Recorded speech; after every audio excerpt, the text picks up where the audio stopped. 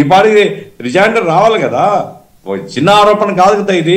Election 10,000 కోట్లు ఖర్చు పెట్టిన తర్వాత ఎలక్షన్స్ ఇంకా ఫెయిర్ ఎలక్షన్స్ అని ఎట్లా చెప్తే ఎవరు కానీ ఎన్నికల ముందు రోజు వరకు డబ్బులు పంచారండి. అది ఫ్యాక్ట్. అది అవన్నీ రికార్డెడ్ కదా. ఇప్పుడు బ్యాంకులో ఖాతాలో చూడొచ్చు ఎవరు ఖాతాలో పడినాయని, బ్యాంకుల ద్వారానే జరిగింది అది. ఆ తర్వాత గవర్నమెంట్ ఎదురు నుంచి పోయినాయి. కాబట్టి దీని మీద విచారణ జరిపితే జన్సురాజ్ పార్టీ చేసినటువంటి ఆరోపణలో వాస్తవం ఏంటని తేలుతుంది.